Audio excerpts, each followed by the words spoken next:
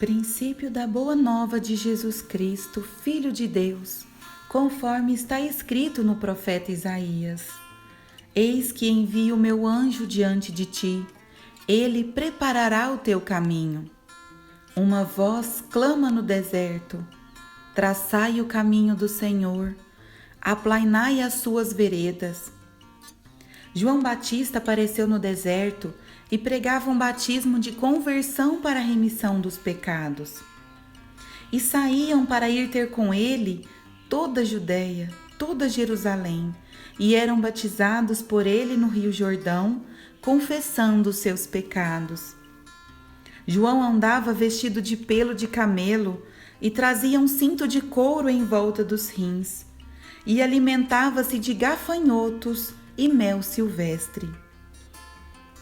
Ele pôs-se a proclamar: depois de mim vem outro mais poderoso do que eu, ante o qual não sou digno de me prostrar para desatar-lhe a correia do calçado.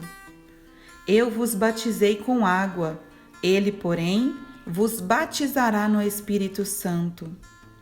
Ora, naqueles dias veio Jesus de Nazaré da Galileia e foi batizado por João no Jordão. No momento em que Jesus saía da água, João viu os céus abertos e descer o Espírito em forma de pomba sobre ele. E ouviu-se dos céus uma voz: Tu és o meu filho muito amado, em ti ponho minha afeição. E logo o Espírito o impeliu para o deserto. Aí esteve 40 dias, foi tentado pelo demônio e esteve em companhia dos animais selvagens, e os anjos o serviam. Depois que João foi preso, Jesus dirigiu-se para a Galileia, pregava o Evangelho de Deus e dizia: completou-se o tempo, e o reino de Deus está próximo. Fazei penitência e crede no Evangelho. Passando ao longo do mar da Galileia, viu Simão e André, seu irmão, que lançavam as redes ao mar, pois eram pescadores. Jesus disse-lhes: vinde após mim, eu vos farei pescadores de homens. Eles, no mesmo instante, deixaram as redes e seguiram-no. Uns poucos passos mais adiante, viu Tiago, filho de Zebedeu, e João, seu irmão, que estavam numa barca, consertando as redes, e chamou-os logo. Eles deixaram na barca seu pai Zebedeu com os empregados e o seguiram. Dirigiram-se para Cafarnaum, e já no dia de sábado, Jesus entrou na sinagoga e pôs-se a ensinar.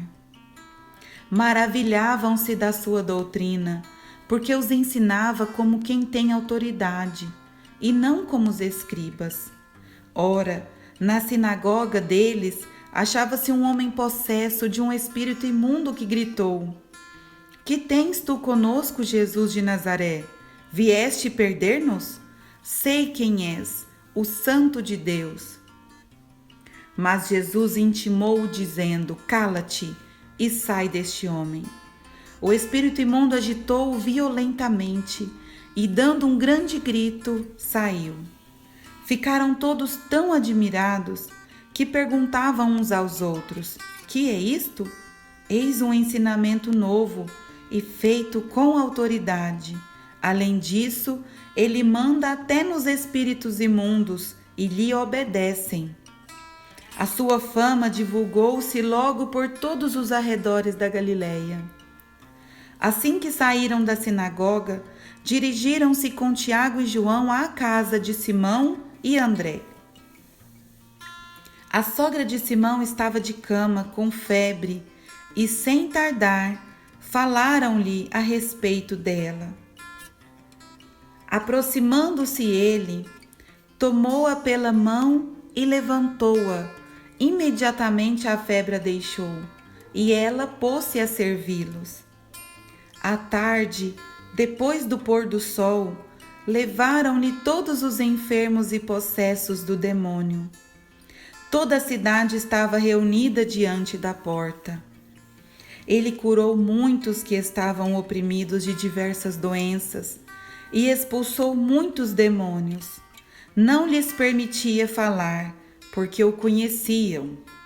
De manhã, tendo-se levantado muito antes do amanhecer, ele saiu e foi para um lugar deserto, e ali se pôs em oração. Simão e os seus companheiros saíram a procurá-lo. Encontraram-no e disseram-lhe: todos te procuram. E ele respondeu-lhes: vamos às aldeias vizinhas, para que eu pregue também lá, pois para isso é que vim. Ele retirou-se dali, pregando em todas as sinagogas e por toda a Galileia, e expulsando os demônios. Aproximou-se dele um leproso, suplicando-lhe de joelhos: se queres, podes limpar-me. Jesus compadeceu-se dele, estendeu a mão, tocou-o e lhe disse: eu quero, sê curado. E imediatamente desapareceu dele a lepra e foi purificado. Jesus o despediu imediatamente com esta severa admoestação: vê que não o digas a ninguém, mas vai, mostra-te ao sacerdote e apresenta, pela tua purificação, a oferenda prescrita por Moisés para lhe servir de testemunho.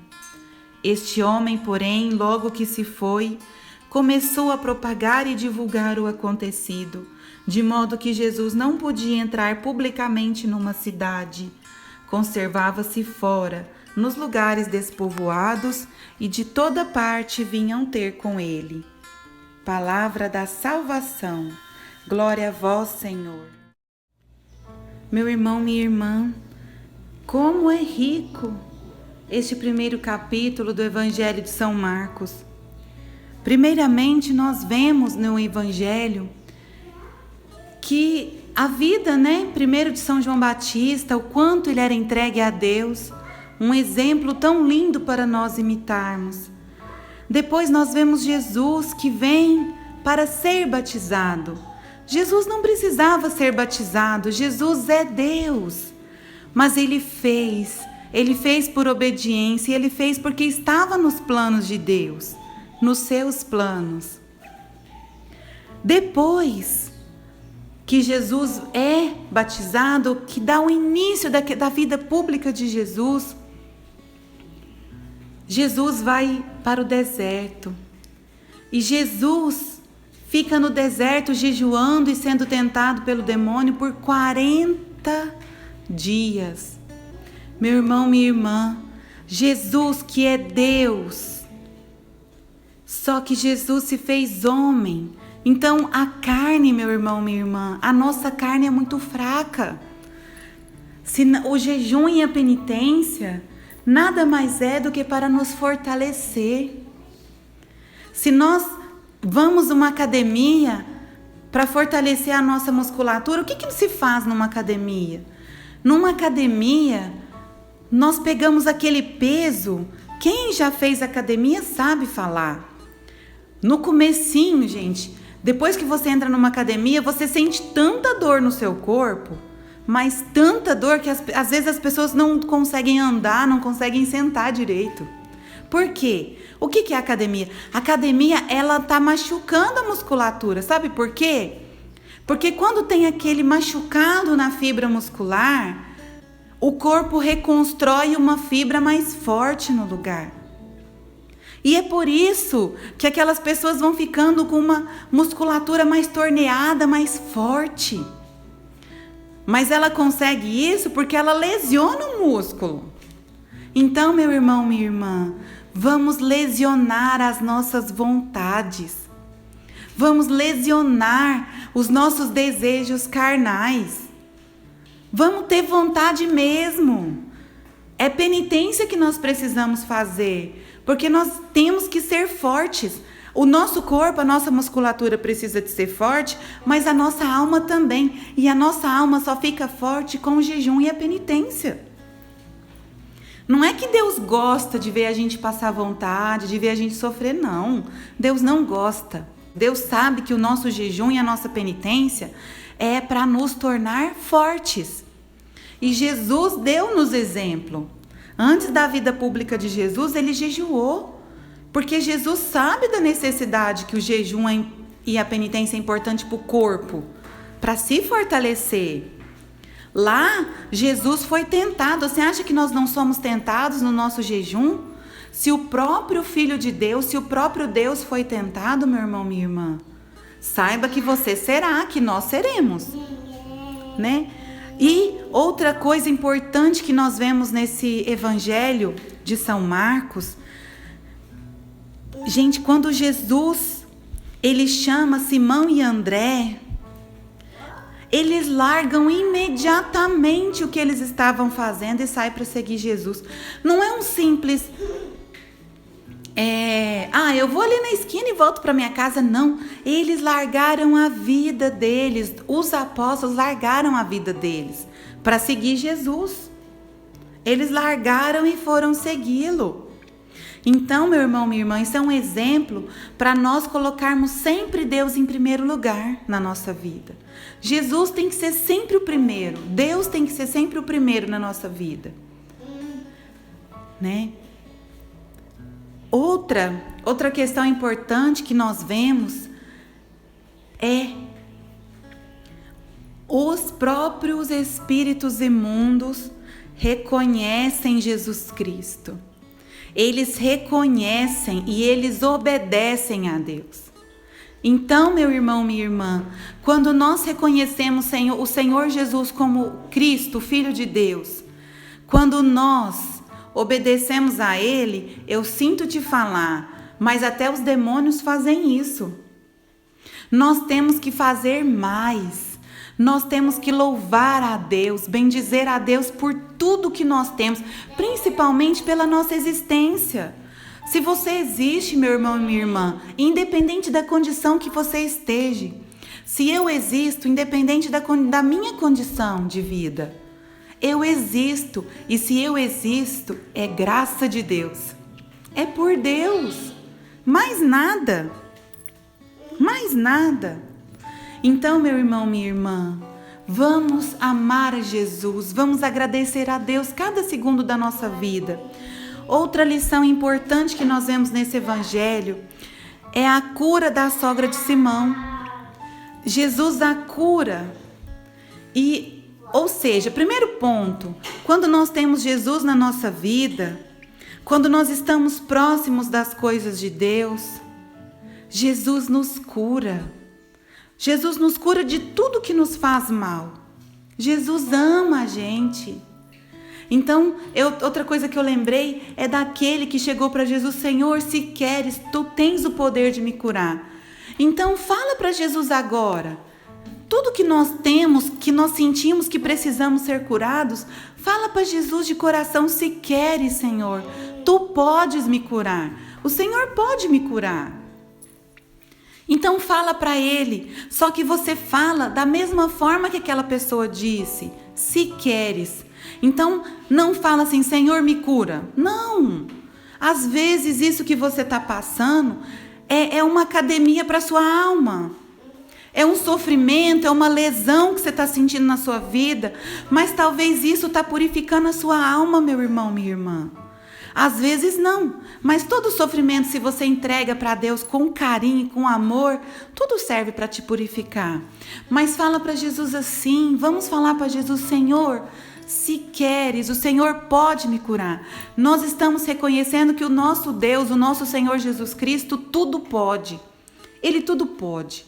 Então nós entregamos a nossa vida a Ele. Se o Senhor quiser, o Senhor pode me curar. Eu estou entregue nas tuas mãos, Senhor Jesus. Se o Senhor quiser, o Senhor me cura. Por favor, Senhor, queira me curar. Mas se o Senhor não quiser, que seja feita a sua vontade, não a minha. E que esse sofrimento que eu estou passando, Senhor, seja como uma academia para purificar a minha alma. Purifica, Senhor, a minha alma. Usa isso que eu estou passando, Senhor, para purificar a minha alma. E mais, usa isso, Senhor, que eu estou passando para me ajudar a purificar a alma da minha família. Aí, continuando a falar da sogra, né, de Simão Pedro, quando Jesus cura ela, vocês acham que ela continua paradinha lá? Ah, eu ainda estou me recuperando, Jesus me curou, mas estou me recuperando. Não, ela não fez isso. Ela imediatamente levantou e colocou-se a serviço. Então, meu irmão, minha irmã, você agora está pedindo para Deus a cura, não tá? Se você sentiu que você foi curado, se você sentiu isso, não deixa para depois. Levanta agora e põe a servir a Deus. Ela levantou na hora e pôs-se a servir eles. Vamos ter essa disponibilidade, todos nós, porque Deus merece. Fiquem com Deus e até amanhã, se Deus quiser.